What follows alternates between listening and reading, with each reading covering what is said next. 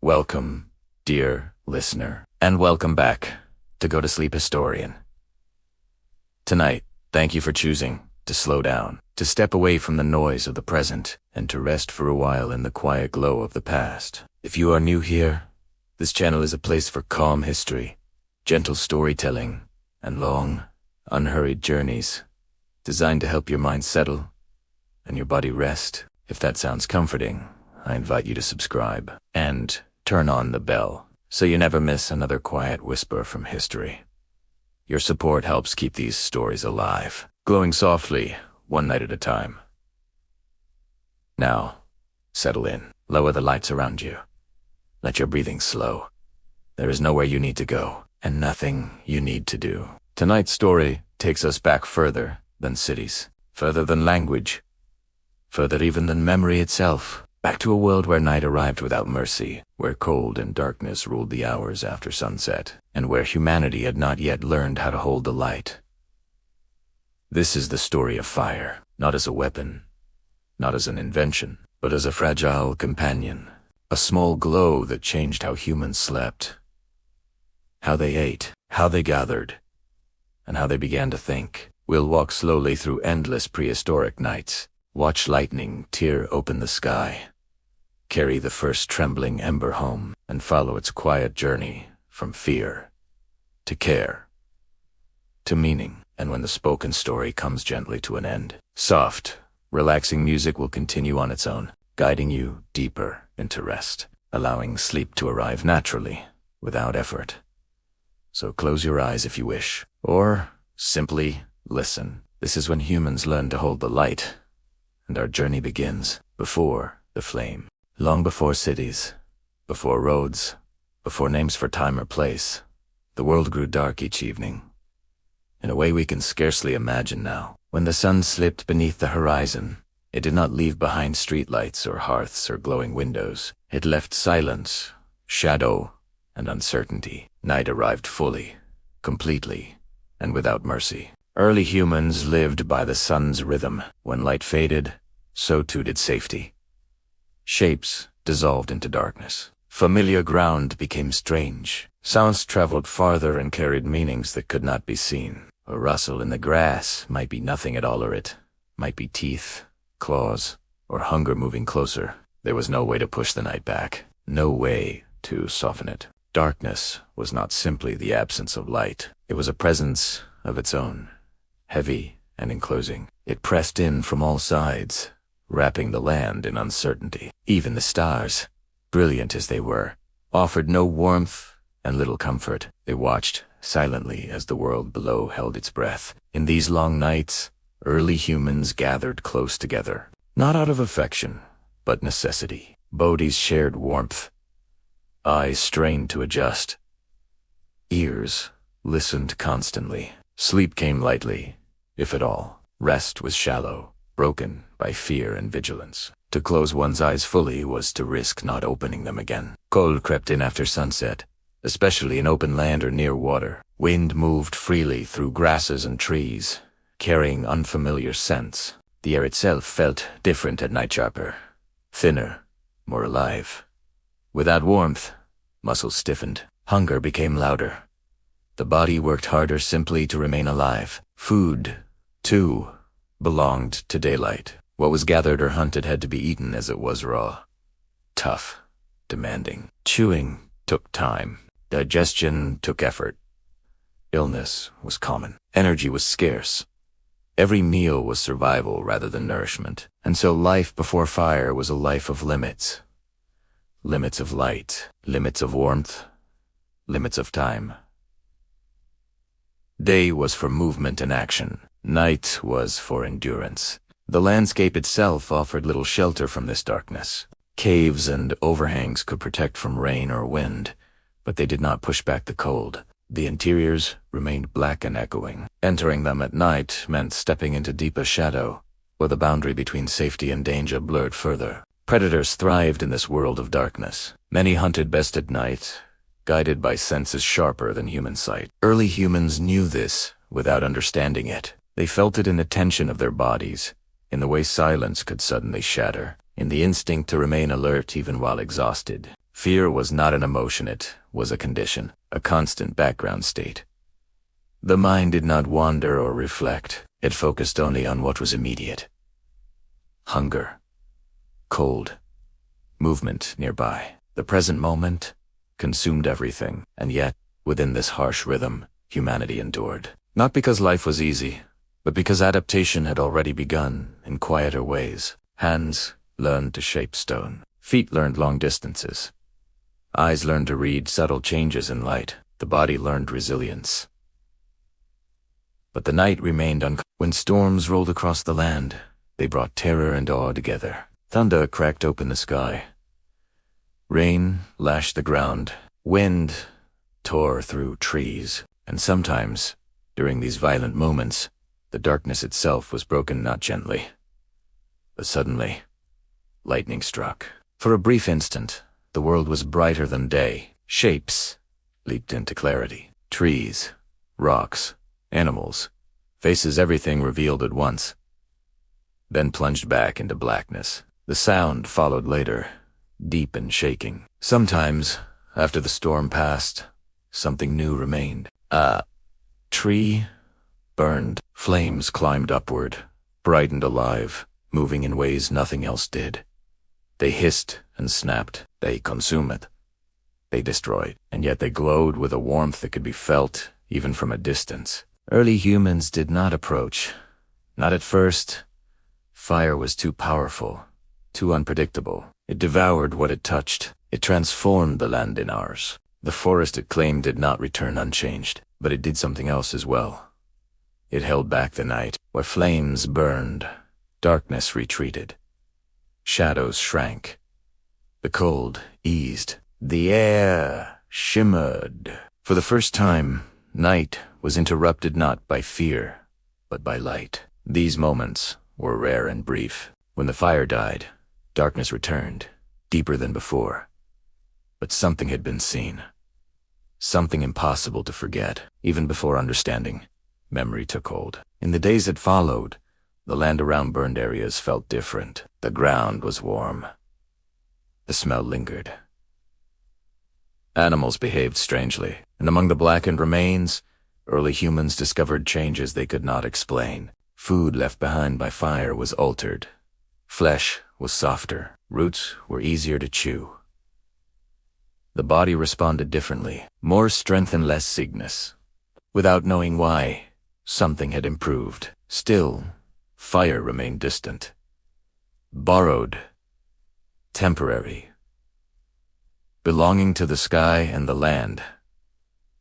Not to human hands. So life returned to its old rhythm. Daylight action.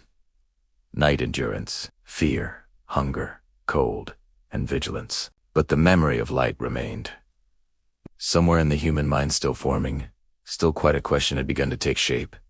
Not spoken, not named, just felt. What if the night did not have to be endured? What if warmth could stay? What if darkness could be pushed back, even a little? These thoughts did not arrive as ideas. They arrived as curiosity, as watching, as remembering, as noticing patterns that repeated themselves over time. Before language, before planning, before intention, there was attention, and attention, given enough time, would change everything. For now, the world still turned as it always had. The sun rose. The sun fell. Night arrived without invitation. Early humans gathered close, listening to the dark, waiting for morning. They did not yet know it, but the age of endless night was already beginning to soften. Somewhere ahead, a small glow waited to be carried. Fire existed long before humans ever dared to approach it. It was older than memory, older than story, older than fear itself. It belonged to the sky and the deep places of the earth, arriving without warning and leaving behind silence and change. Early humans did not discover fire so much as witness it again and again across vast stretches of time. The land itself seemed to summon it. Storms gathered on the horizon, clouds heavy and restless. The air grew tense, charged with something unseen. When lightning struck, it did not simply illuminate, it tore through the world. Trees shattered. The ground hissed, and sometimes flame followed, spreading rapidly through dry grass and brittle wood.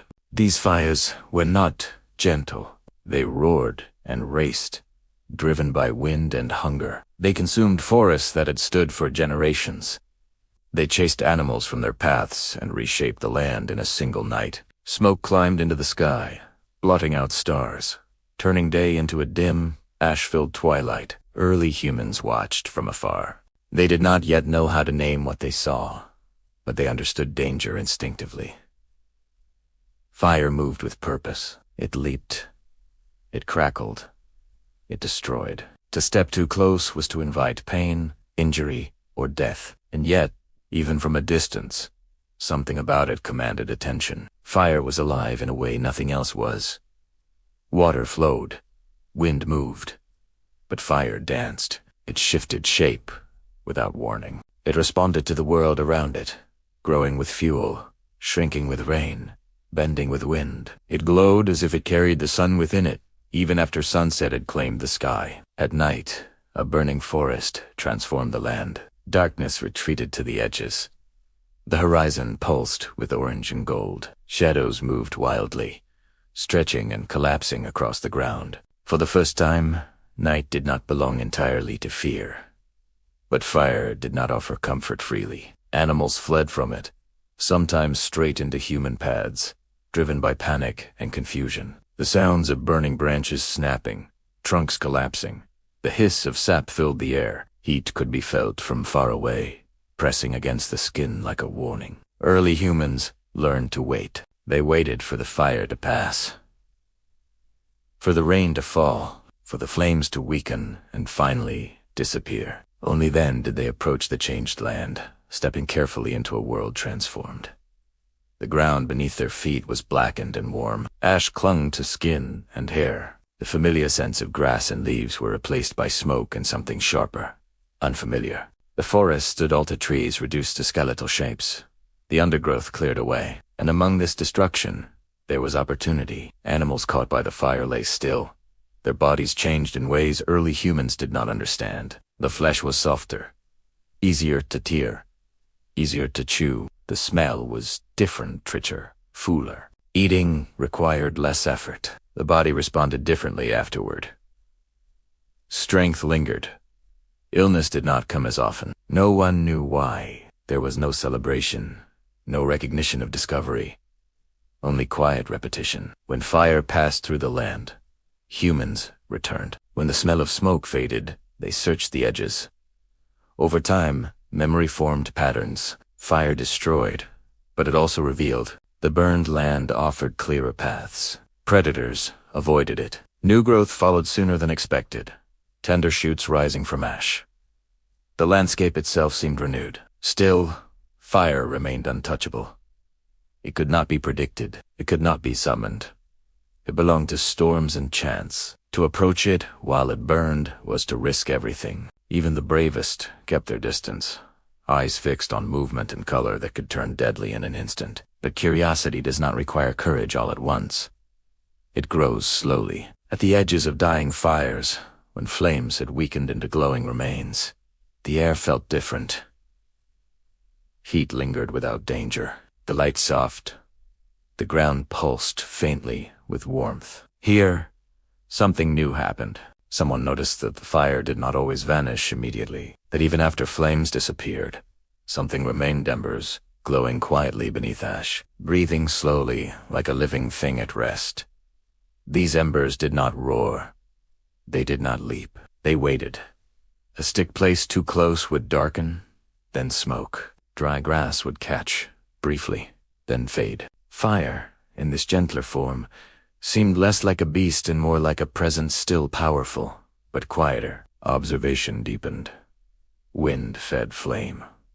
Rain silenced it. Dry materium encouraged it. Damp earth resisted it. These were not lessons spoken aloud. They were learned through watching, through repetition, through memory shared without words. Fire became something to understand, even if it could not yet be controlled. For generations, this relationship remained distant, but attentive. Fire arrived. Humans watched. Fire passed. Humans learned. It was not a moment of brilliance that changed everything, but a long season of noticing. Fire was no longer just terror. It was not just destruction. It was warmth, light, change, and possibility held carefully at arm's length. At night, when storms ended and distant glows faded, the memory of fire lingered in the mind. The image of light cutting through darkness stayed behind. The body remembered warmth even after it was gone. Something fundamental had shifted. The night still arrived, cold and dark. Fear still pressed in.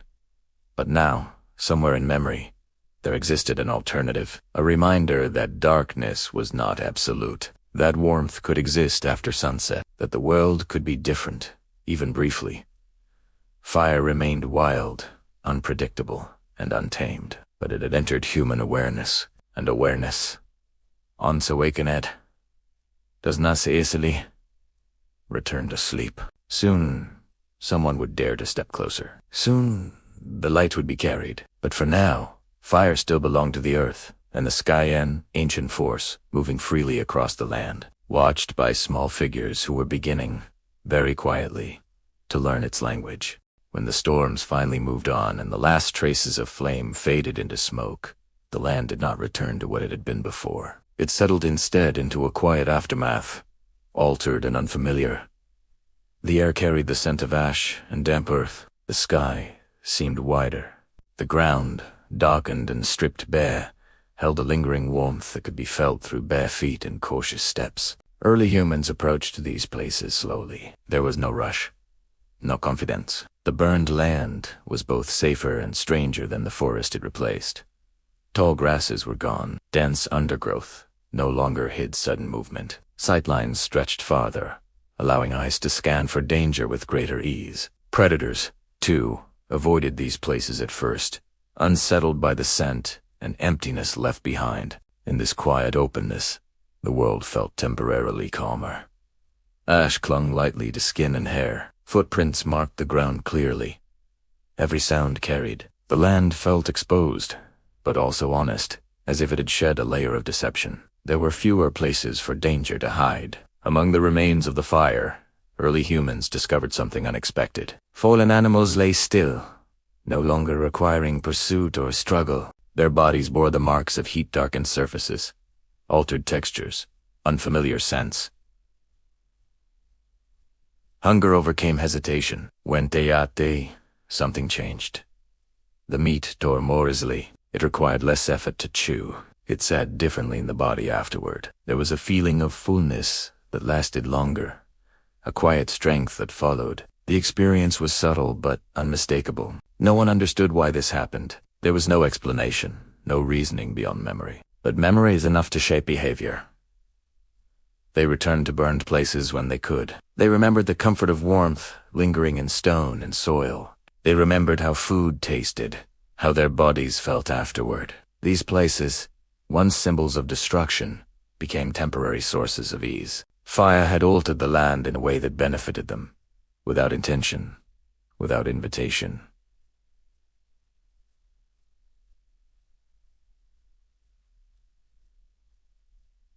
Still, caution remained. The memory of raging flame was not idly dismissed. Fire had taken lives, chased herds, reshaped familiar ground. Its generosity came paired with risk. Respect, rather than trust, defined the relationship. As time passed, early humans began to notice something else. Beneath the ash, beneath fallen branches and blackened remains, small pockets of warmth endured. Stones retained heat long after the fire itself had vanished. Soil turned and softened, held the memory of flame. At night, when cold returned, these warm places offered brief relief. Hands hovered near darkened stones. Bodies lingered where the ground still breathed heat upward. It was not light, but it was comfort. This lingering warmth introduced a new idea, though not yet a conscious one. Heat could remain after fire was gone. The effect could outlast the cause. Fire did not have to be present to matter. Slowly, carefully, some began to interact with what the fire left behind. A stick placed too close to a warm stone would darken. Dry grass would release a thin thread of smoke. Ash, when disturbed, revealed glowing fragments beneath embers, fragile and alive. These glowing remains were different from flame. They did not leap or roar. They did not chase or consume. They waited. Watching them required stillness. Feeding them required care. Too much air caused them to fade. Too little allowed them to smother. Embers demanded attention, patience, restraint. They were quiet teachers. At first, interaction was accidental.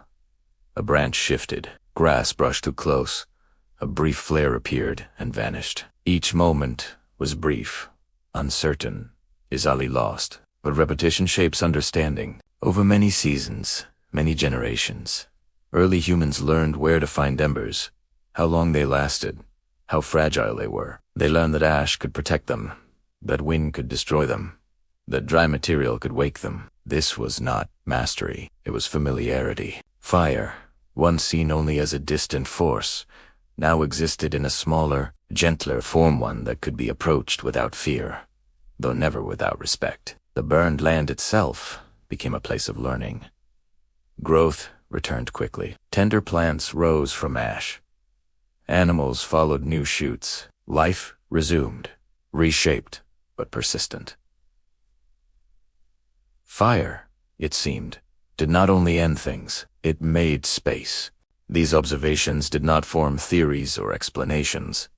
They formed habits. When storms passed and the land burned, early humans returned. When ash cooled, they searched its surface. When warmth lingered, they gathered close. Memory linked comfort to ash, warmth to blackened ground, ease to altered food. Without words, patterns were stored and shared. Children watched elders approach burned places without fear. They followed hands that hovered cautiously over warm ground. They learned where not to step, what to touch lightly, what to avoid entirely. This was knowledge carried not through language, but through imitation. In these quiet moments, something subtle shifted within the human mind. The world no longer felt entirely unpredictable. Some events followed others. Some outcomes repeated themselves. Fire burned. Fire passed. Fire left warmth. Fire changed food. Fire reshaped land. The idea that the future could resemble the past began to take root. Night still arrived, cold and dark. Fear still existed. But now, there were memories of warmth beyond the sun. There were places where the night felt less severe. There were moments when survival felt less urgent. Fire remained wild and dangerous, but its aftermath had become familiar. The land after flame no longer felt cursed. It felt altered, quieter, and in some ways, kinder. The idea of approaching fire itself still lay beyond reach. Flames were too fierce, too alive. But embers, those faint. Breathing room none offered a bridge between fear and curiosity. Someone would eventually cross that bridge. Someone would lift a glowing coal from ash and carry it away from where it was born. But for now, humanity lingered at the edge of understanding, learning from what fire left behind, gathering comfort from the quiet spaces after destruction. The storm had passed. The land rested, and within the ash, a small glow waited patiently. The moment did not arrive with ceremony. There was no gathering of elders, no sign that history was turning. It came quietly, as so many great changes do, carried by curiosity rather than intention. The fire had nearly finished its work. What once roared through trees and grass had softened into a scattered field of glowing remnants. The flames were gone now, leaving behind low light and warmth that hovered close to the ground. Ash drifted in the air, settling gently on skin and hair. The land breathed slowly, as if resting after effort. Early humans approached carefully, as they always did after the fires passed. Their movements were cautious, measured. They had learned where to step, where not to linger. The heat was no longer fierce, but it remained present, pulsing faintly beneath the surface of the earth. And then someone noticed something different. Not the brightness of flame, but the persistence of glow. Beneath a thin layer of ash, small points of red light remained. They did not move. They did not roar or leap. They simply existed, steady and patient, as if waiting. When the wind passed over them, they brightened slightly, then dimmed again. When dry grass fell near, it smoked. These embers were neither flame nor darkness. They were something in between. A moment of hesitation followed. Fire had always been something to avoid, something to respect from a distance. But this was not the same fire. It did not threaten. It did not chase. It seemed almost fragile. A stick was used first, long and dry, held carefully. When its end touched the glowing ash, smoke rose gently. The wood darkened, then glowed faintly. The heat traveled slowly along its length. Warm, but not painful. The stick was lifted. Nothing terrible happened. The glow held. This was the first time fire left the place where it had been born. It was not carried far at first, just a short distance away from the burned ground. The person holding it moved slowly, shielding the glowing end from the wind, unsure of what might happen next. Others watched closely, silent and alert. When the ember was set down, it continued to glow. Dry grass was placed nearby. Smoke rose again. A faint flame appeared, brief but real, before settling back into a steady glow. The light returned, small and controlled. Fire had followed them. This was not mastery. It was care. The ember could not survive on its own. It needed attention. It needed protection from wind, from dampness, from carelessness. When it faded, it could be coaxed back gently with breath. When it grew too strong, it could be separated, reduced, softened. Fire, once wild and distant, was now near. The group gathered around it instinctively, drawn by warmth and light. Shadows shifted across faces and stone. The darkness retreated just enough to allow rest. For the first time, night did not completely close in. The fire was small, fragile, temporary, but it was theirs. Sleep came differently that night. It was still light and cautious, but the body rested more deeply. Muscles loosened. The cold pressed less sharply against skin. Sounds beyond the circle of light felt farther away. Predators remained in the darkness, but they did not approach as closely. The glow marked a boundary that had not existed before. The ember did not last forever. By morning, it had faded into ash, but the memory of it remained. The next time fire appeared on the land, the behavior changed. Humans did not simply wait for it to pass. They watched for the moment when flames soft. They searched deliberately for glowing remains. They carried them again and again. Through repetition, understanding deepened. Fire could be kept alive. Ash could protect it. Too much wind could kill it. Dry material fed it gently. Wet earth smothered it. These lessons were learned not through explanation, but through careful attention and shared experience. The act of carrying fire became deliberate. Embers were moved closer to shelter. Shallow pits were dug. Stones were arranged loosely around the glow. These were not constructions, not yet, but instincts taking form. Fire became a companion on the edge of life. When groups moved, they tried to take the glow with them. Embers were wrapped in bark, placed in hollowed wood, guarded carefully during travel. The responsibility was shared. One person watched while others rested. Losing the ember meant returning to cold and darkness. To keep fire alive was to think beyond the present moment. This was new. Before fire, life reacted. Hunger was answered by eating, danger by fleeing, cold by huddling. Now there was anticipation. Wood was gathered before nightfall. Ash was saved instead of discarded. Attention was given to something that might be needed later. The mind began to stretch forward. Fire also changed how people gathered. The glow drew them inward, closer together. Faces became visible. Hands moved in the light. Gestures were seen more clearly. Sounds softened. Time slowed. Evenings were no longer something to endure. They became something to inhabit. The fire was still fragile. A sudden rain could end it. A careless movement could scatter ash and light alike. Yet each time it was lost, effort returned to find it again. Fire became something worth recovering. In this way, care became habit. Habit became tradition. Children watched adults tend the glow. They learned by imitation. They remembered how it was fed, how it was protected, how it was revived when it faded. Knowledge traveled without words, passed hand to hand, generation to generation. Fire was not owned, it was sacred, and with sharing came a quiet shift in social life.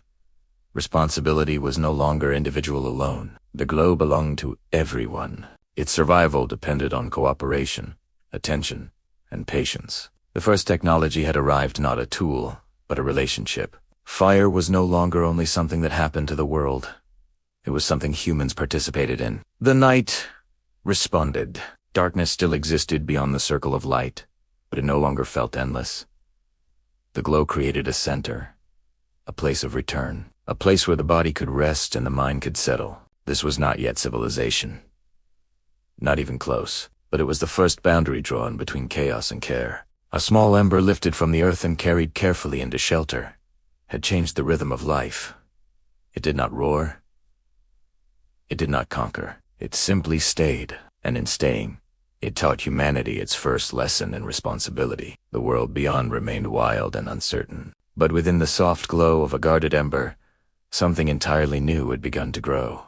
Once fire had been brought close, once its warmth had been felt within shelter rather than glimpsed from a distance, it could no longer be treated as a passing wonder. It became something that needed attention, something that could not be ignored. Fire did not survive on admiration alone. It survived only through care. The first embers carried home were fragile things. They breathed softly beneath ash, glowing faintly, easily lost to wind or carelessness.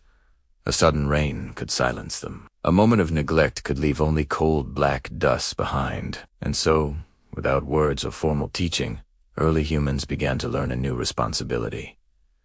Fire had to be kept alive. This knowledge did not arrive as instruction. No one explained it. There were no rules, no guidance spoken aloud. Instead, it moved quietly from person to person, generation to generation, through watching and repeating. A hand reached toward the embers. Not too close. Dry grass was added slowly. Ash was pulled over glowing coals when the air grew cold. These gestures became familiar, remembered not in language, but in muscle and habit. The fire responded. When fed gently, it brightened. When smothered, it dimmed. When ignored, it faded. Fire taught its keepers through consequence. It rewarded patience and punished haste. In this way, it became humanity's first lesson in balance. Keeping the fire alive was not a task for one individual alone. It required shared attention. Someone gathered fuel while another watched the embers. Someone shielded the flame from wind while another learned which branches burned best. Even children observed closely, memorizing movements long before they were trusted to repeat them. Through fire, cooperation deepened. The group began to move differently through the day. Dry wood was collected before sunset. Shelter was chosen with smoke and wind in mind. Camps were arranged around the place where fire rested, giving it space, protection, and importance. The fire was no longer an accident of nature. It was a presence within the group, and it demanded consistency. When groups traveled, they could not leave the fire behind. Darkness and cold waited beyond its reach. So embers were carried carefully, wrapped in bark, tucked into hollowed wood, protected like something living. The journey itself changed. Routes were planned around the need to stop, to feed the glow, to ensure it did not fade. Fire slowed people down, but in slowing them, it taught them to think ahead. To keep fire alive through a night required foresight. Wood had to be gathered before it was needed. The flame had to be tended even when exhaustion pressed heavily. Someone had to remain awake while others rested. This quiet vigilance reshaped time itself. Night was no longer an empty stretch to endure. It became a shared responsibility, divided into moments of watching and sleeping. In ces long firelit hours, something subtle took root. Memory deepened. People remembered which materials burned longest, which woods smoked less, which embers lasted through cold mornings.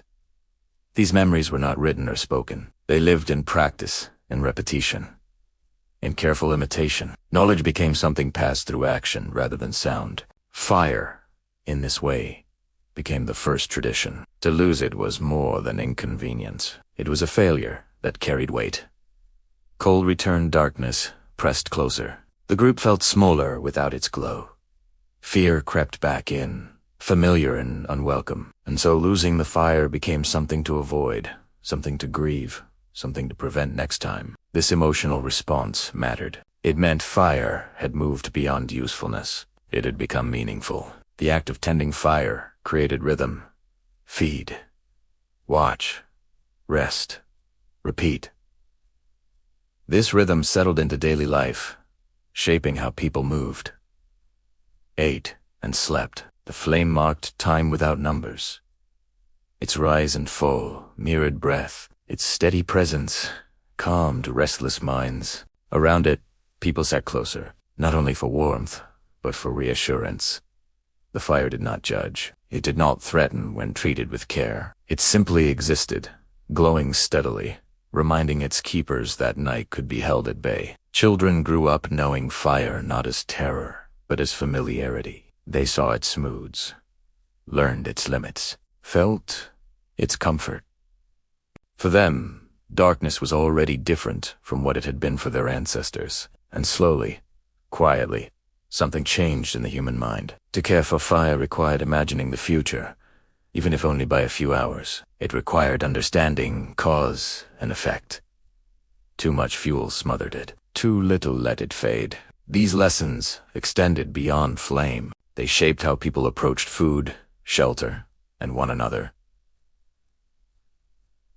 Fire demanded patience, and patience, practiced nightly, began to reshape behavior. No longer was survival purely reactive. It became thoughtful, deliberate.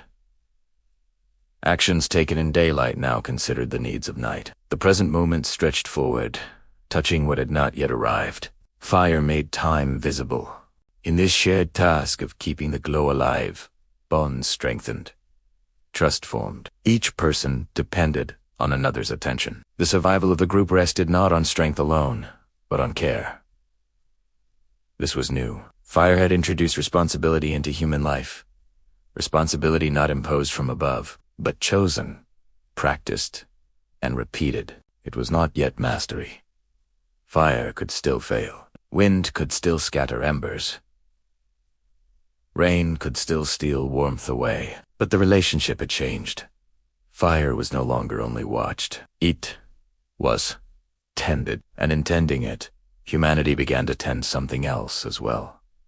The beginnings of shared purpose. The glow that burned quietly at the center of camp was more than heat. It was continuity, a thread connecting one night to the next, one generation to another. It carried memory forward without words. The fire did not speak, but those who kept it alive were beginning to listen. The night did not change all at once. It did not suddenly become gentle or welcoming, but with fire present, it began to loosen its grip, slowly and almost reluctantly. What had once been an endless stretch of danger and uncertainty now held pockets of warmth and light, small islands of calm within the dark. When the sun fell and the sky deepened into shadow, early humans no longer retreated into silence alone. The fire waited for them. Its glow did not reach far, but it reached far enough. Within its circle, shapes remained visible. Faces did not vanish. Hands could still be seen moving, passing food, adjusting shelter, tending the flame itself. Darkness still existed beyond the edge of light, but it was no longer everywhere at once. It had boundaries now. This changed how night felt. Before fire, night had been something to endure. A stretch of hours that offered nothing but risk. Sleep came in fragments, interrupted by cold, by sound, by instinctive fear. Bodies remained tense, even at rest. The mind never fully released its vigilance. Now, with fire present, the body learned something new. Muscles softened, breath slowed. Warmth spread steadily rather than disappearing with the sun. The constant need to listen for every movement eased. Who slightly but enough to matter. Predators noticed the change too. Many animals avoided fire instinctively. The scent of smoke, the shifting light, the heat itself created a barrier that teeth and claws did not cross. For the first time, early humans experienced a sense of separation between themselves and the night beyond. Safety was no longer temporary. Within the glow, time behaved differently. The setting of the sun no longer marked the immediate end of activity. There was stillness after darkness fell, but it was not empty stillness. People lingered. They sat. They rested. They watched the flame move and change. This was the beginning of evening. Not a concept, not yet a named part of the day, but a feeling, a pause between action and sleep. A quiet space where nothing urgent needed to be done except to remain close and keep the fire alive. The fire's rhythm shaped this new time. When it burned steadily, comfort settled in. When it deemed, tension returned. Someone added fuel. Someone adjusted its position. Care became routine, woven gently into the flow of night. The flame marked passing hours in a way the sun never could. Its rise and fall gave structure to darkness. Night was no longer a single, unbroken threat. It had stages now: arrival, settling, rest. In this light, faces were seen more clearly than ever before. Expressions, once hidden after sunset, became visible. Eyes reflected flame. Movement slowed, softened. Presence replaced urgency. Voices, too, began to change. Speech had not yet fully formed, but sounds did. Low murmurs, simple calls, repeated rhythms. Fire encouraged stillness, and stillness allowed sound to linger. Communication, once driven only by necessity, found room to breathe. Silence around the fire was different as well. It was not the tense silence of listening for danger, but a quieter, heavier calm. The kind that allows thought to drift. The kind that holds attention without demanding it. Children, where they existed, remained closer. Elders lingered longer. Generations shared the same warmth. The fire did not choose favorites. Its heat reached everyone within its circle. For the first time, the night belonged partially to humans. Sleep itself began to change. With warmth present, bodies rested more deeply. Hunger soft when food had been cooked. Fear eased when predators stayed away. Dreams, once shallow or broken, grew longer, richer. Morning arrived differently, too. People woke less exhausted. The day did not begin from pure survival alone. Energy carried over from the night before. This quiet improvement compounded over time. Fire shortened the distance between sunset and sunrise.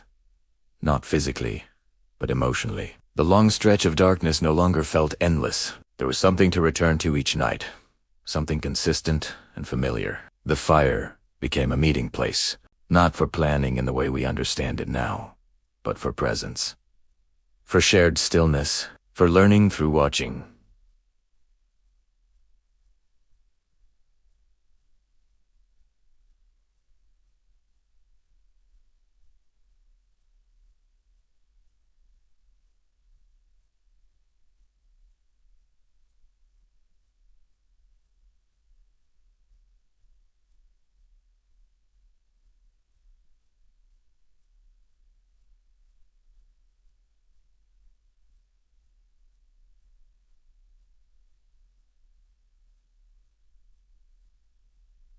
Whose slender movements repeated themselves night after night.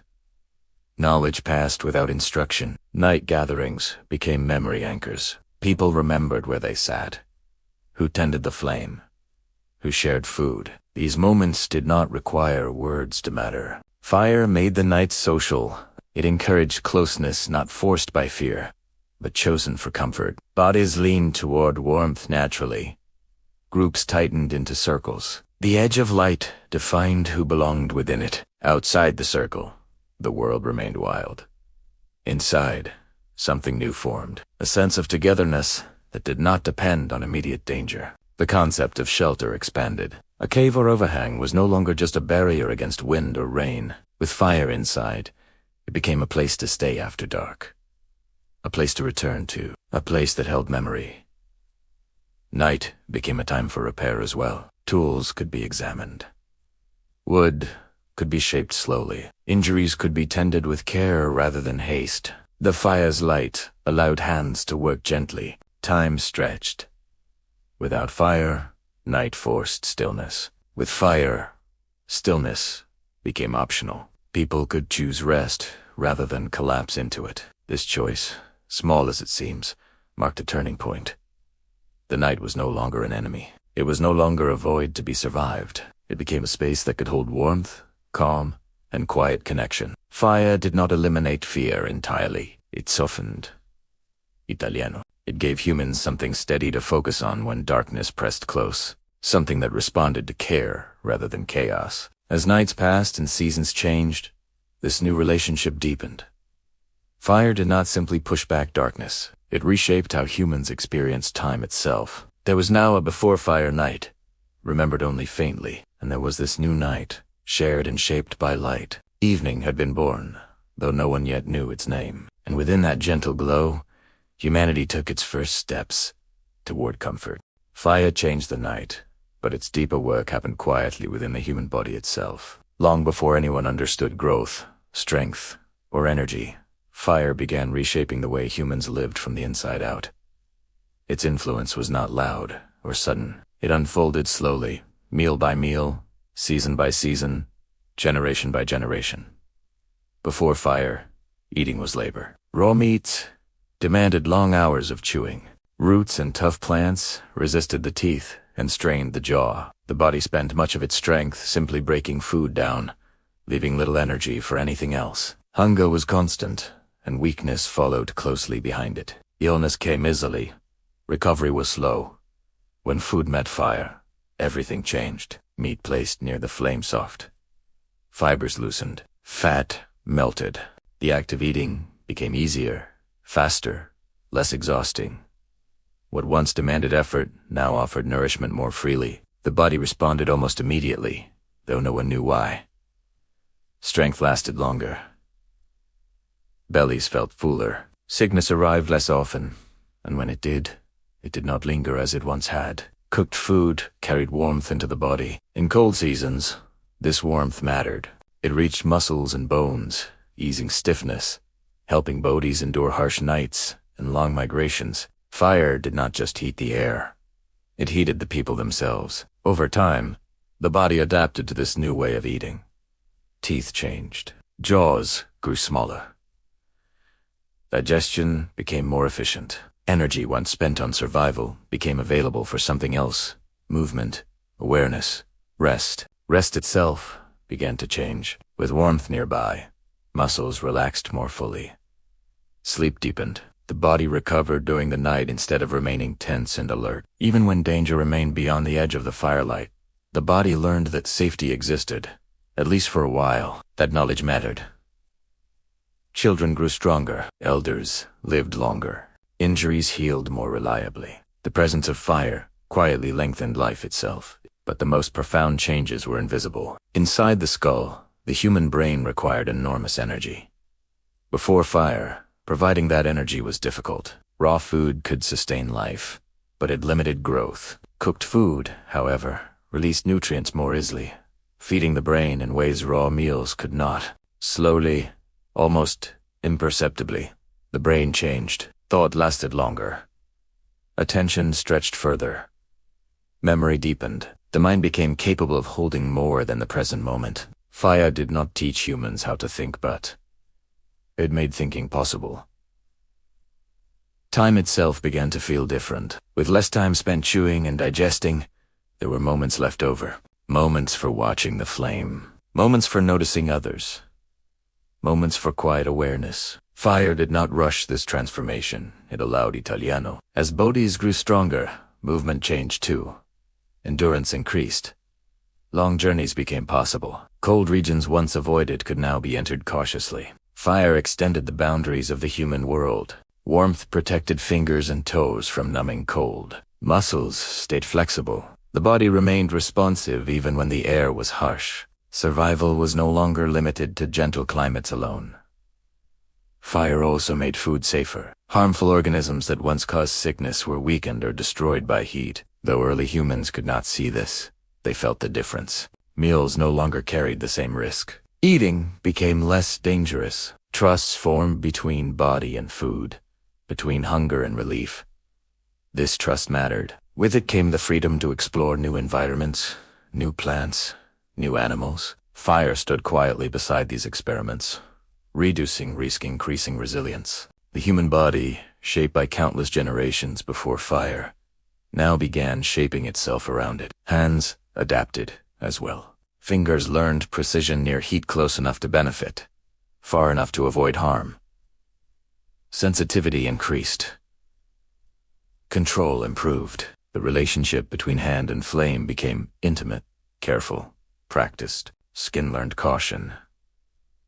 Scars carried lessons. Knowledge passed silently through imitation. Children watched elders handle hot stones, turned food, feed embers. They learned not through instruction, but through repetition and memory. Fire taught the body discipline. Not all changes were gentle. Burns occurred. Mistakes were made. Fire punished carelessness quickly and without mercy. But through those lessons, awareness sharpened. Humans learned restraint, patience, and respect. The body adapted not just to fire's gifts, but to its demands. As strength and health improved, social bonds deepened. Food could be shared more. Larger meals fed more people. Cooperation became more valuable. Fire supported not just individuals, but groups. Eating together around the flame strengthened connection. Bodies gathered, warmed, fed. In these quiet moments, something new emerged, a shared experience of comfort. Comfort itself was unfamiliar. It did not erase danger, but it softened it. It gave the body permission to relax, even briefly. That permission mattered deeply. Fire reshaped human rhythms. Hunger, rest, movement, warmth all began to align differently. Life became less frantic, less reactive. Survival gained stability. The body, once always on the edge of exhaustion, found balance. This balance allowed the mind to wander, to reflect, to imagine. Though fire worked first through flesh and bone, its final work would be in thought. But that work was still ahead. For now, fire continued its quiet labor, strengthening bodies, lengthening lives, feeding minds not yet fully awake. It asked for nothing but care. It gave more than warmth. It gave humanity the physical foundation it needed to become something new. And beside the flame, as bodies rested more easily than ever before, the night no longer felt endless. For countless generations, fire had been something borrowed. It arrived from storms, from burning plains, from the restless moods of the earth itself. Humans had learned to care for it, to protect it, to keep it alive once it appeared. But it was still a gift granted by chance, not by choice. And chance, as they knew well, could disappear without warning. There must have been nights when the embers faded too far, when rain arrived suddenly, when wind scattered ash into cold darkness. Nights when a group sat together, wrapped in familiar shadows once more, remembering warmth that no longer existed. The fire had been there yesterday. It had fed them, protected them, gathered them together. And now it was gone. Loss has a way of sharpening attention. In the quiet aftermath of extinguished flames, people began to notice more carefully. They remembered how sparks leaped when stones struck together. They recalled the faint smoke that rose when dry branches rubbed against one another in the heat of the day. They watched how certain woods warmed more quickly, how others resisted burning entirely. Nothing was named. Nothing was written, but memory gathered these observations gently, patiently. The first attempts were not inventions. They were imitations of nature. Hands pressed wood against wood, slowly at first, then with rhythm. Stones were struck together not in certainty, but in hope. Most attempts ended in nothing at all. Tired arms, scraped fingers, silence. But persistence does not need understanding. It only needs time. Somewhere, someone noticed smoke before flame. A thin, pale thread curling upward, barely visible. It vanished quickly, but it existed. And where smoke existed, fire might follow. Again and again, the motion was repeated. Wood against wood, stone against stone. The body learned the movement before the mind understood the reason.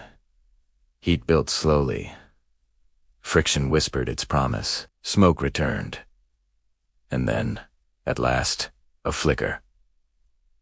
Not a blaze, not even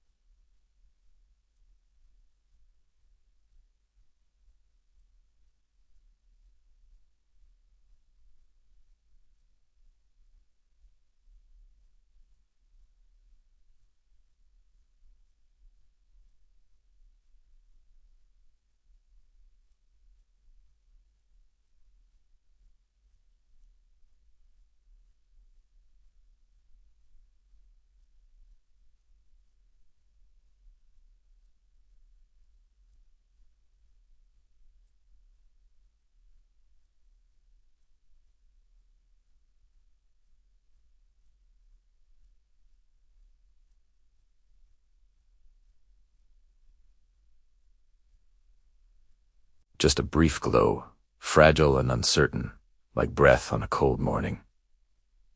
It could vanish in an instant. It demanded attention, patience, care. The moment fire could be summoned, even imperfectly, the world changed again. This fire did not arrive with thunder or destruction. It arrived quietly, humbly, coaxed into being by tired hands and steady breath. It required stillness.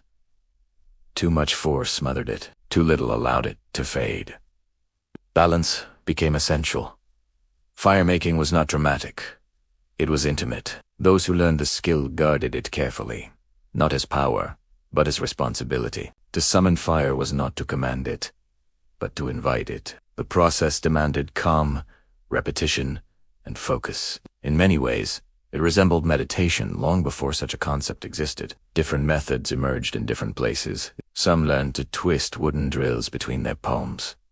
Others used cords and curved branches to spin shafts faster, with less strain. Some discovered stones that sparked when struck together, showering brief stars into waiting tinder. Each method carried its own rhythm, its own patience. None of them worked quickly. Fire did not come when demanded. It came when conditions were right. This changed how humans thought about effort and reward. It taught them that some outcomes required preparation long before the moment itself. Dry materials had to be gathered in advance. Hands had to be rested. The right place had to be chosen, sheltered from wind and dampness. In learning to summon fire, humans learned foresight in its purest form. The act was rarely performed alone. Others watched. Children observed hands that moved with care. Elders corrected gently, showing rather than explaining. Knowledge spread through demonstration and memory, carried forward not by words, but by repetition. Failure was common. Success was quiet. When flame finally took hold, it was greeted not with celebration, but with relief. The fire was fed slowly, carefully, protected as though newly born. It was not yet strong. It had to be guided into stability. Fire, once created, demanded immediate care. This new relationship changed the rhythm of life. Humans no longer waited for storms. They no longer searched the horizon for distant smoke. Fire could be made when needed at nightfall, in cold weather, after rain.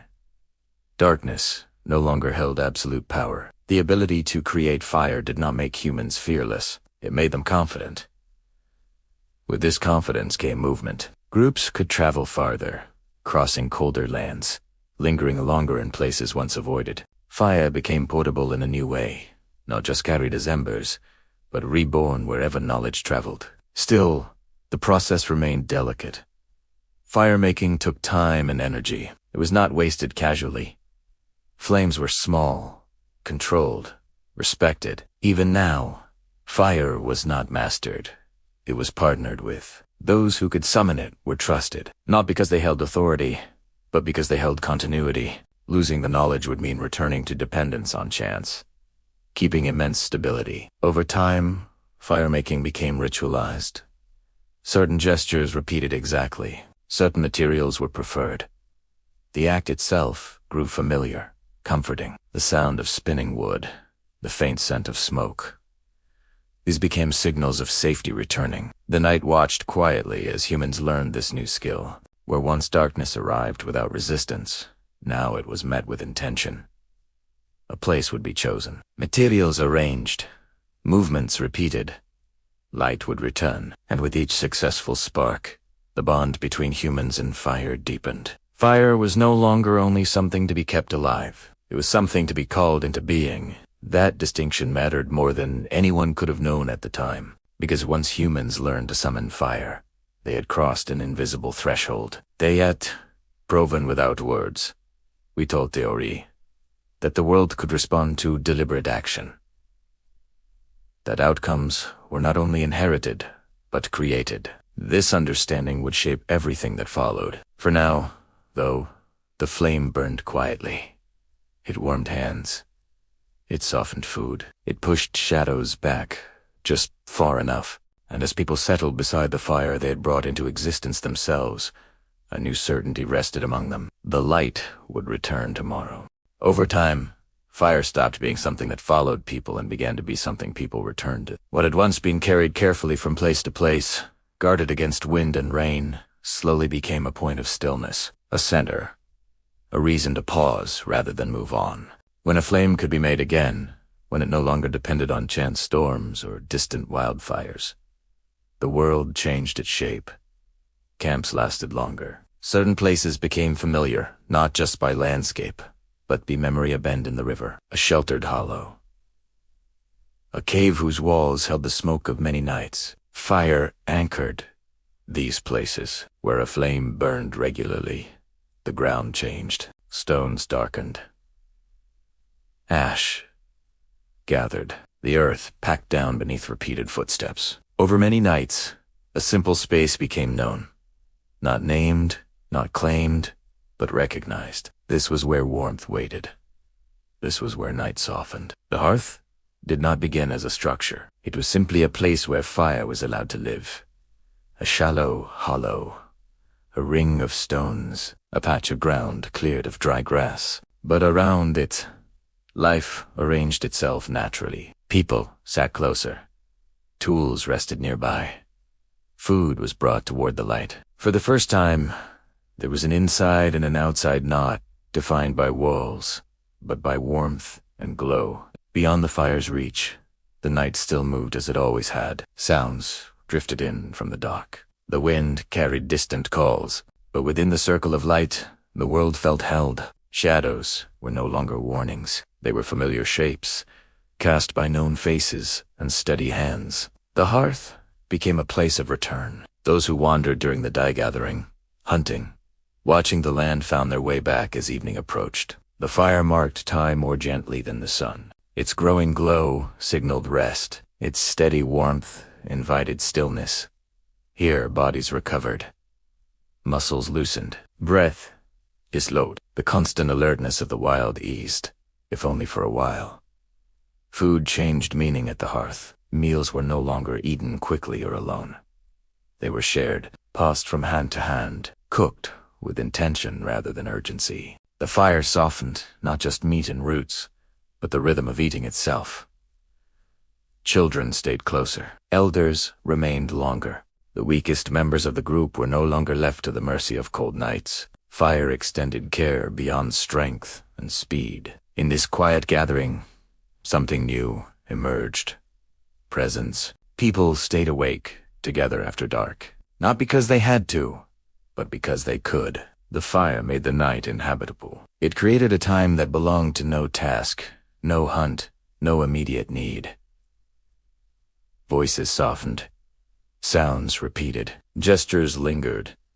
What had once been signals became patterns. Memory found a place to rest and return. The hearth held stories before stories had words. Movements were shown again and again: how to shape a tool, how to strike a spark, how to feed a flame without smothering it. Knowledge lived in watching, and sitting close enough to see clearly. This was how teaching began, not through instruction, but through shared attention. The hearth also created boundaries, not walls, but understanding. This was where one belonged. This was where the fire waited. To leave it unguarded was unthinkable. To lose it was not just inconvenience, but absence. Fire tied people to place, and place to memory. When groups moved on, they remembered where they had stayed. When they returned, the land remembered them too. Ash marked the ground. Stones lay where they had been placed. The shape of the hearth lingered, even cold. Slowly, humans began to recognize certain places as theirs, not owned, not controlled, but known deeply. This recognition changed behavior. Care replaced urgency. Fire was tended with patience. The area around it was kept clear. Wood was gathered before it was needed. Night was anticipated, not feared. The hearth encouraged foresight without demand. It also encouraged togetherness without command. No one ordered people to sit close. Warmth did that on its own. No one enforced sharing.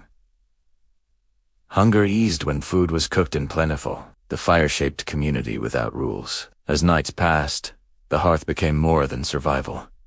It became familiarity, a constant in a changing world. In its glow, Faces were seen clearly. Expressions were noticed.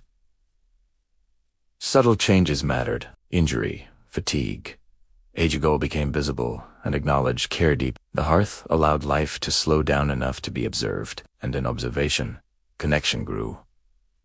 Even silence changed here. It was no longer empty. It was shared, a quiet filled with crackling, breathing, and the steady presence of light. For the first time, humans experienced something close to comfort. Not comfort as ease, but comfort as reassurance, as continuity, as knowing that when darkness fell, there was somewhere to be. The hearth did not eliminate danger. It did not tame the world, but it offered a center from which the world could be faced again each day. Morning began at the hearth too. Embers glowed faintly beneath ash. The fire had survived the night. Warmth could be coaxed back. Light could return without waiting for the sun. This reliability changed how people thought about tomorrow. If fire could be trusted, then plans could be made. If warmth could be renewed, then journeys could begin and end. The hearth marked the beginning of home not as structure, but as feeling. A place where one returned. A place where the night softened. A place where the fire waited, steady and alive. And once such a place existed, humanity would never again be entirely untethered. The hearth had given the wandering world a quiet center.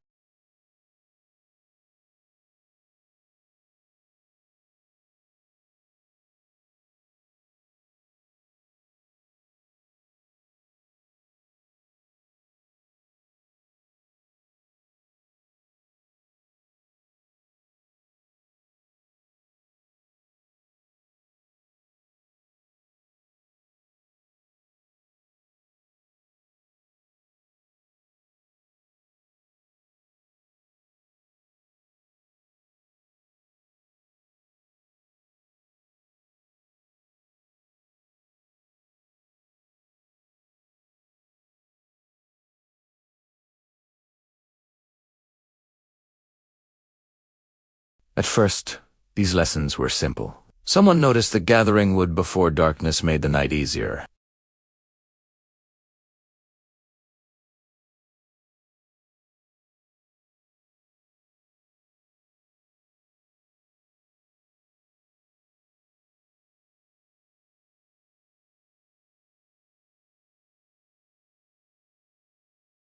If food was not gathered, hunger followed. But hunger came regardless of intention.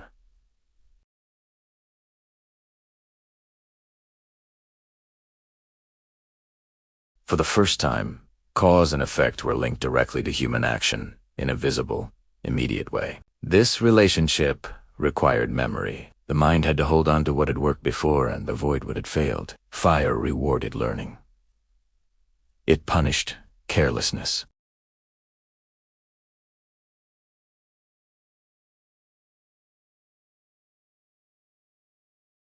Night after night, someone remained awake to watch the flame. The task rotated. No one could tend it alone forever. Cooperation became necessary. Trust followed. If one person slept, another watched. If someone gathered wood, another shielded the flame. Survival became shared responsibility.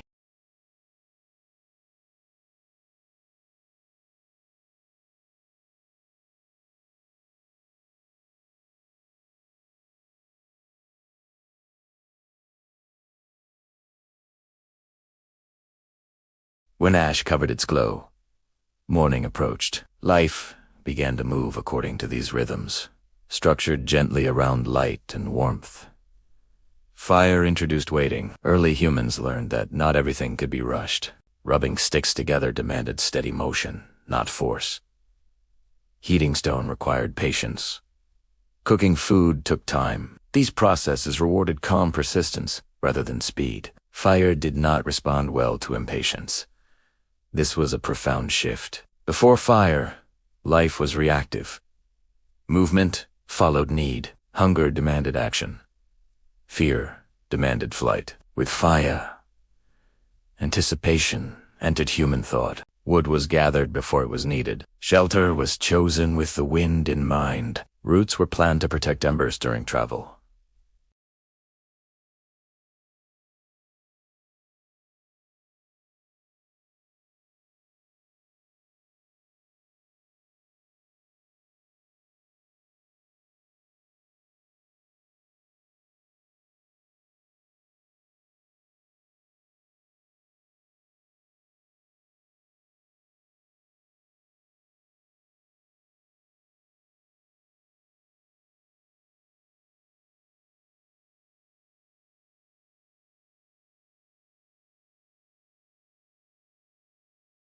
The flame enforced discipline, gently but firmly.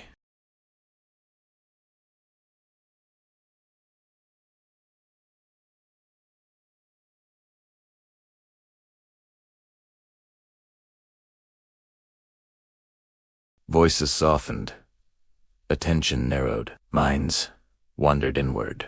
This inward attention may have been as important as any physical lesson. In the steady flicker of flame, thoughts lingered. Patterns repeated. The mind, no longer consumed entirely by fear of darkness, had space to reflect.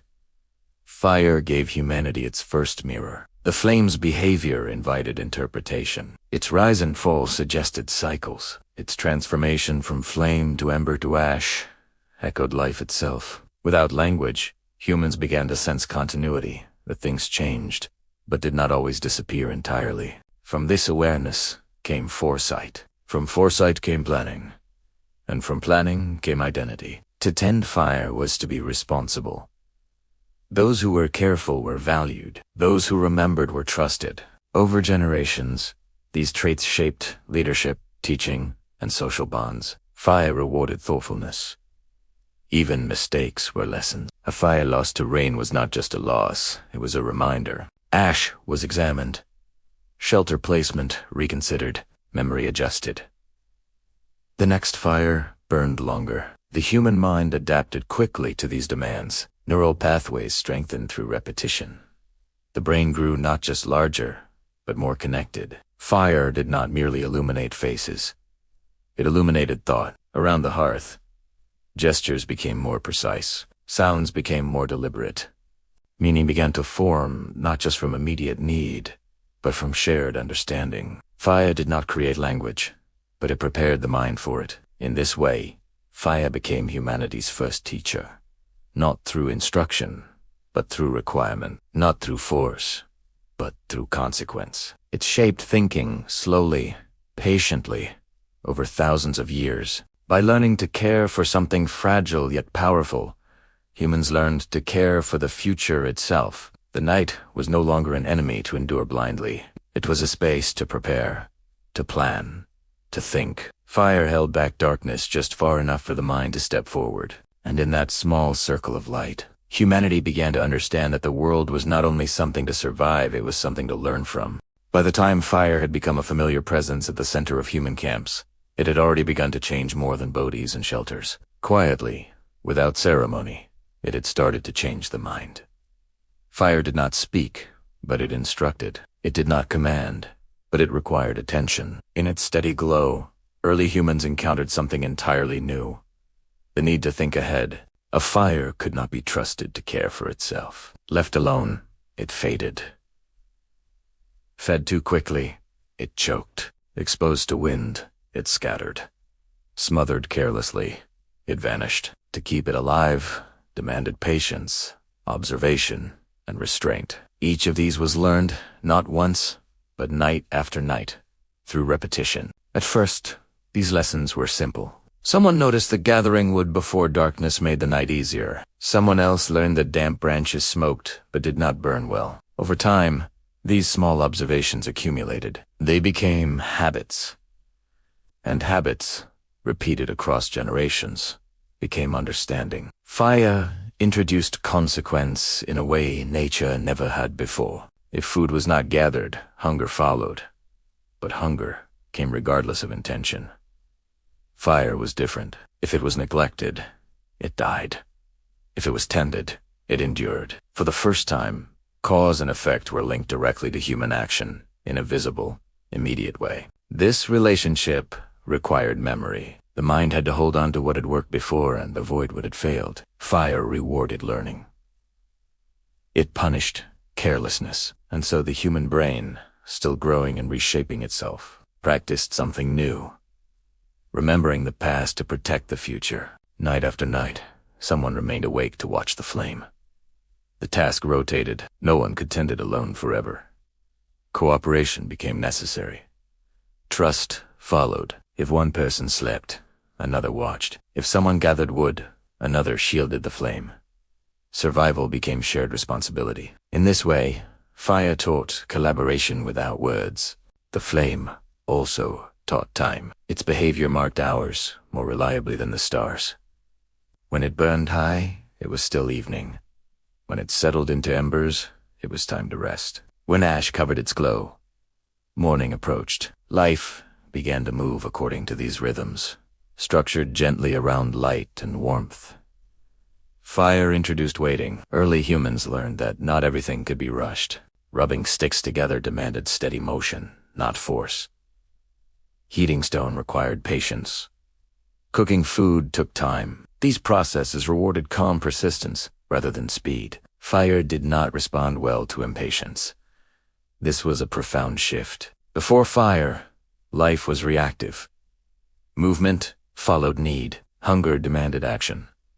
Fear demanded flight. With fire, anticipation entered human thought. Wood was gathered before it was needed. Shelter was chosen with the wind in mind. Routes were planned to protect embers during travel.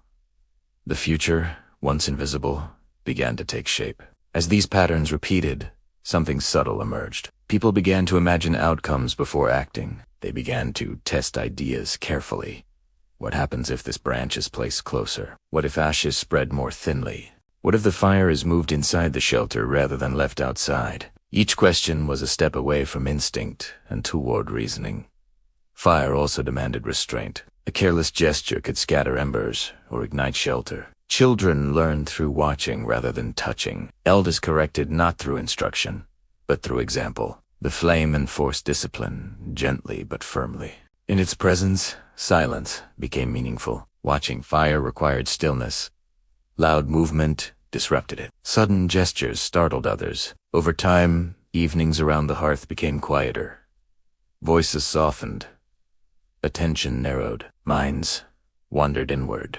This inward attention may have been as important as any physical lesson. In the steady flicker of flame, thoughts lingered. Patterns repeated. The mind, no longer consumed entirely by fear of darkness, had space to reflect. Fire gave humanity its first mirror. The flame's behavior invited interpretation. Its rise and fall suggested cycles. Its transformation from flame to ember to ash echoed life itself. Without language, humans began to sense continuity, that things changed, but did not always disappear entirely. From this awareness came foresight. From foresight came planning. And from planning came identity. To tend fire was to be responsible. Those who were careful were valued. Those who remembered were trusted. Over generations, these traits shaped leadership, teaching, and social bonds. Fire rewarded thoughtfulness. Even mistakes were lessons. A fire lost to rain was not just a loss, it was a reminder. Ash was examined. Shelter placement reconsidered. Memory adjusted. The next fire burned longer. The human mind adapted quickly to these demands. Neural pathways strengthened through repetition. The brain grew not just larger, but more connected. Fire did not merely illuminate faces. It illuminated thought. Around the hearth, gestures became more precise. Sounds became more deliberate. Meaning began to form not just from immediate need, but from shared understanding. Fire did not create language, but it prepared the mind for it. In this way, fire became humanity's first teacher. Not through instruction, but through requirement. Not through force, but through consequence. It shaped thinking slowly, patiently, over thousands of years. By learning to care for something fragile yet powerful, humans learned to care for the future itself. The night was no longer an enemy to endure blindly. It was a space to prepare, to plan, to think. Fire held back darkness just far enough for the mind to step forward. And in that small circle of light, humanity began to understand that the world was not only something to survive, it was something to learn from. By the time fire had become a steady presence in human life, it was no longer seen only as a tool. It had crossed a quiet boundary, moving from usefulness into meaning. What once had been feared, then protected, then relied upon, now began to feel essential in a deeper way woven into thought, memory, and belief. Fire was no longer just something people used. It was something they kept. The hearth became more than a place of warmth. It became a center. People returned to it not only for food or shelter, but for reassurance. Its light marked safety. Its presence marked continuity. When the flame burned steadily, life felt balanced. When it faltered, something felt wrong, even if no immediate danger appeared. Loss of fire was no longer only physical. It was emotional. When a flame died unexpected, through rain, neglect, or accident, the absence felt heavy. The darkness returned too quickly. The cold crept back without warning. But more than that, the group felt diminished, as though something vital had gone missing. The fire had come to represent more than heat. It represented order in a world that still carried chaos close to the surface. And so fire began to receive care that went beyond practicality. Embers were guarded carefully. Certain individuals became known for their skill in tending flame, for their patience, their attentiveness, their ability to read its needs. These people were not leaders in the modern sense, but they were trusted. The survival of the group often rested quietly in their hands. Fire demanded respect. It could not be rushed. It could not be forced. Too much fuel smothered it. Too little starved it. Water silenced it instantly. Wind could either revive it or scatter it into nothing. Fire responded to balance. And in learning that balance, humans absorbed lessons that extended beyond the flame itself. Care became ritual without ceremony. Each day, fuel was gathered with intention. Dry wood was chosen over damp. Certain places were kept clear around the hearth. Ashes were not discarded thoughtlessly but managed, sometimes saved, sometimes spread. These repeated actions created rhythm. Rhythm became habit. Habit became tradition. Over time, fire took on symbolic weight. Its cycle mirrored life. It was born from spark, grew with care, thrived when fed, weakened when neglected, and eventually faded. Humans saw themselves reflected in it, fragile, dependent, temporary. In watching flame, they learned about endings as well as beginnings. At night, when the fire burned low, people sat quietly around it, not always speaking, sometimes simply watching. The movement of flame held attention gently, inviting stillness. In its glow, thoughts slowed. Memory surfaced. The mind wandered in ways daylight did not allow. This may have been where the earliest sense of reverence emerged. No gods were named yet. No myths spoken aloud. But meaning does not require language at first. It arrives as feeling, as awareness, as recognition that something matters beyond its immediate function. Fire mattered. Some groups began to keep their flame alive continuously, allowing it to burn day and night, if fuel permitted. The unbroken flame became a sign of stability. Its survival meant continuity across days, across seasons. It linked yesterday to today without interruption. To let such a flame die felt like failure. As humans moved across landscapes, fire moved with them. Embers were carried carefully in bark, bone, or hollowed wood. This act was more than convenience. It was symbolic. To carry fire was to carry identity. To arrive somewhere new with flame already alive was to bring home with you. Fire became a thread connecting places. Even when camps shifted and shelters changed, the flame provided familiarity. Its light soft, unfamiliar. Its warmth made new land feel less hostile. In this way, fire allowed humans not only to survive migration, but to emotionally endure it. Gradually, fire became associated with protection beyond the physical. Predators avoided it. Yes, but so did fear itself. The presence of flame eased anxiety. It created a boundary between what was known and what was not. Within its circle, the unknown felt distant. Outside, it waited. This boundary gave rise to the earliest sense of sacred space. Not sacred in the sense of worship, but in the sense of separation. Inside the fire's reach, certain behaviors changed. Movements slowed. Voices soft. Attention focused inward. The fire marked a place where different rules applied. Over time, this distinction deepened. Fire witnessed important moments, births, injuries, death. It burned during celebrations and during grief. It was present when food was shared and when stories, still unformed, were hinted at through gesture and sound. The flame became a silent observer of human life. In many ways, it became the first witness.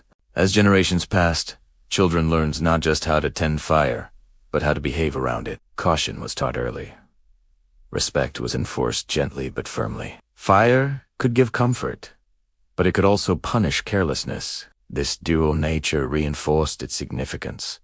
It was not simply good or bad. It was powerful, and power invites. Eventually, as thinking grew more abstract, humans began to associate fire with forces beyond the visible. It moved like nothing else. It transformed matter. It consumed and created simultaneously. These qualities made it a natural symbol for life itself. Some began to treat the flame differently during certain times, feeding it more carefully, protecting it more closely. Certain fires may have been set apart from daily use, kept burning for reasons no longer entirely practical. The sacred flame was born quietly, without declaration. Fire now carried memory. The same flame that warmed today had burned yesterday. It linked generations. Elders remembered how it had been saved. Children learned that its survival depended on care. In this way, fire became a keeper of time. Long before calendars or clocks, the flame marked continuity. And so, humanity's relationship with fire deepened once again. It was no longer only a tool for survival, nor only a teacher of patience and foresight. It had become a symbol of life, loss, renewal, and belonging. The flame had entered the human spirit. And once that happened, it would never truly leave. By the time fire had become a steady presence in human life, something subtle but irreversible had already occurred. The flame was no longer a visitor borrowed from storms or chance. It was no longer merely a task to be guarded or a skill to be practiced. It had become a foundation. Quietly, steadily, it reshaped how humans lived together, how they settled, and how they imagined the world beyond the next sunrise. The hearth, once a temporary circle of warmth in an open landscape, began to anchor movement itself. Groups returned to familiar places where fire had burned safely before. Shelters formed around these places. Over time, these returns became habits, and habits became patterns. The land was no longer only something passed through. Certain places became known, remembered, and revisited. Around these hearths, daily life gathered weight and rhythm. Food was prepared more carefully. Tools were kept and repaired, rather than discarded. Ash marked where fires had been before, and new fires rose in the same places, generation after generation. The ground itself began to hold memory. As groups stayed longer, their shelters changed. Temporary windbreaks became sturdier. Stone rings formed to hold fires steady. Openings were shaped to guide smoke outward while keeping warmth in. These were not planned developments, but responsive small adjustments made again and again, guided by experience rather than design. Fire encouraged staying, and staying encouraged connection. With longer stays came deeper relationships between people. Cooperation extended beyond immediate survival. Someone gathered fuel, someone watched the flame, someone prepared food. These roles shifted, but the shared dependence remained. Fire made it clear that survival was no longer an individual act. It was collective. Slowly, groups grew larger. Families gathered near families. Shared fires became shared spaces. Sounds of daily life, soft voices, tools tapping, embers settling filled the evenings. Night was no longer silent and watchful. It became occupied. From these gatherings, early communities emerged. Not cities, not villages as we know them, but clusters of shared life, bound by warmth and routine. Fire sat at the center of these clusters, both physically and symbolically. It marked the heart of the group. As humans spread across landscapes into colder regions, across plains, along coasts, fire traveled with them. In places where the sun offered little warmth, fire made settlement possible. In damp forests and frozen lands, it became essential. Entire regions that would have been uninhabitable without fire slowly filled with human presence. The flame shaped geography as much as it shaped people. Over long stretches of time, these settled patterns deepened. With fire, humans learned to transform materials more completely. Clay hardened into vessels, metal soft, then melted, then what had once been stone and bone expanded into copper, bronze, and iron. Each step depended on heat, carefully controlled, patiently applied. These changes did not arrive suddenly. They unfolded slowly, often unevenly, across different parts of the world. But wherever they appeared, fire remained the constant beneath them. The hearth expanded into the kill, the campfire into the forge. With these developments came specialization. Some people focused more on shaping tools. Others tended fires, prepared food, or worked materials. Knowledge deepened within tasks. Skill accumulated. Fire made this possible by providing consistency, reliable heat, repeatable results. Communities grew not just in size, but in complexity. Fire also extended the human day. Lamps and torches pushed back darkness beyond the hearth. Paths were lit. Work continued after sunset. Social life stretched into evening hours. Time itself felt different longer, fuller, more shaped by choice than necessity. As communities stabilized, stories grew richer, memories lengthened, traditions formed around shared fires. Certain flames were kept burning longer than others. Some were protected more carefully.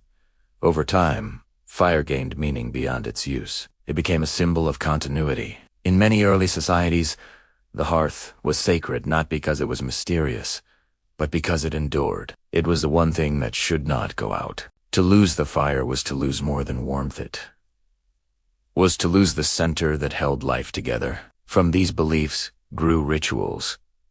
Fires lit at specific times. Flames renewed during transitions. Embers carried from old places to new ones, linking past and future. These acts bound generations together through a shared gesture repeated across centuries. As settlements expanded into towns, and towns into cities, fire scaled with them. Streets were lit.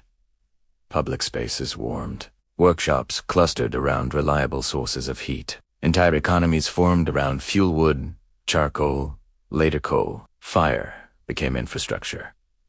Civilizations rose with flame at their core, not as spectacle, but as necessity. Every cooked meal, every fired brick, every smelted tool traced its lineage back to the same ancient relationship between human hands and controlled heat. And yet, despite its central role, fire never lost its quiet presence. Even in great cities, it remained humble, burning in kitchens, glowing in lamps, humming in furnaces. It did not demand attention. It simply worked. As centuries passed, new forms of fire appeared. Oil lamps replaced torches. Candles filled enclosed spaces with gentle light. Eventually, engines burned fuel hidden within metal shells, converting heat into motion. The flame became less visible, but no less essential. Human life accelerated, but fire remained the constant beneath the change. Even electricity, the newest expression of light, carried the logic of fire within its energy. Transformed, controlled, released. The lightning once feared became something humans guided through wires, turning night into something almost indistinguishable from day. From the first hearth to the brightest city, the journey was long, but unbroken. What began as a fragile ember lifted from ash became a world shaped by light after dark, not through conquest or brilliance, but through patience, care, and repetition. Fire did not build civilization alone.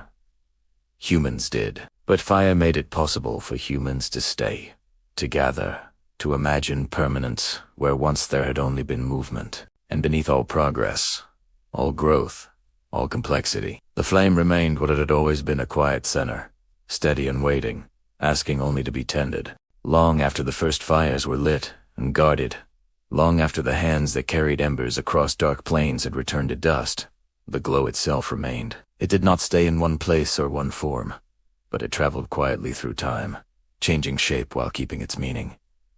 Fire never truly left humanity. It simply learned how to hide, or too often how to become familiar. In the ages that followed, flames grew steadier and more obedient. Hearts became permanent, built of stone and clay, placed carefully at the center of shelters and villages. Fire no longer wandered freely across the land. It waited patiently where people gathered. It warmed generations. It cooked countless meals. It watched children grow old beside it. The circle of light became a constant, no longer rare or frightening, but trusted. As villages formed and paths between them hardened into roads, fire continued to travel with people. Torches lit the way through forests and along coastlines. Oil lamps glowed softly in early homes, their small flames steady and contained. Even then, the purpose had not changed. Fire pushed back darkness. It marked safety. It gave comfort at the end of long days. Over time, humans learned to ask more of it. Fire was taught to melt stone into metal, to soften earth into pottery, to harden tools and weapons. Forges burned hotter than any campfire, their glow fierce and focused. Sparks leaped upward like stars returning to the sky. With each strike of hammer against heated metal, fire reshaped not only material, but possibility. Bronze gave way to iron to steel. Each transformation carried the same ancient truth. Heat could change the world. Cities rose where hearths once stood alone. Streets glimmered at night with torchlight, then gaslight, then lamps arranged in careful rows. Darkness was no longer something that arrived fully or suddenly. It retreated gradually, pressed back by human design. The night became navigable, even welcoming. The fear that once lived in shadow softened into memory. Yet even as fire became common, it never lost its quiet power. Flames were still treated with respect. Sacred fires burned in temples and public spaces, watched over and protected. To let them die was considered more than a mistake. It was a loss of continuity, a breaking of something ancient and shared. Across cultures and centuries, fire remained tied to life, renewal, and presence.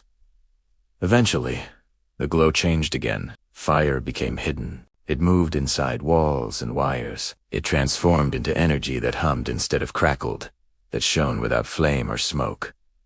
Light bulbs replaced candles. Engines burned fuel out of sight. Heat arrived without embers or ash. Cities began to glow through the night, brighter than any forest fire had ever been. And yet, despite the change, something familiar remained. Even now, people are drawn to open flame. A candle on a quiet evening. A fireplace on a cold night. A campfire beneath a wide sky. The sound of wood shifting as it burns. The slow rise of smoke. The gentle pulse of light. These moments still calm the mind in ways that nothing else quite can. The body remembers, even if the mind does not. Somewhere deep within us is the memory of when fire meant survival, when its presence allowed rest, when its absence meant fear. That memory has not faded. It has simply become part of us, carried forward quietly, generation after generation. When people gather around fire today, conversation slows, movements soften, attention narrows to the rhythm of flame. Faces glow, silence feels natural again. The same effect that once held predators at bay now holds the mind in stillness. Fire still teaches, even now. It teaches patience, as it always has. A flame cannot be rushed. It must be fed carefully, watched gently. Too much overwhelms it, too little lets it fade. The balance remains the same as it was when the first embers were carried home beneath cupped hands. Fire teaches care. It responds to attention. It reflects neglect immediately. It rewards presence and punishes distraction. These lessons are ancient, but they have not lost their relevance. And fire teaches continuity. Every modern light traces its lineage back to that first glow scene from afar on the savannah. Every warm room, every cooked meal, every illuminated night carries within it the same principle. The choice to hold light against darkness. The ember never truly went out. It passed from wildfire to hearth, from hearth to forge, from forge to lamp, from lamp to wire. It moved quietly, steadily, without forgetting where it began. Even now, when the world is filled with artificial light, the meaning remains unchanged. Light means safety. Light means warmth. Light means presence. As you rest now, imagine that first ember once more. Small, fragile, carried carefully through the dark. It does not roar. It does not rush. It simply glows, steady and alive. That ember exists still, not just in history, not just in technology, but in memory. In the instinct to gather, in the comfort found in warmth, in the calm that comes when darkness is gently softened rather than fought. You are part of that story. The same quiet courage that reached toward fire without understanding still lives in the human spirit. The same patience that learned to tend flame still guides hands today. The same need for light still shapes how we build our nights. And so the story returns to where it began, not in fear, but in stillness. Not in darkness, but in gentle glow. The ember did not disappear. It became familiar.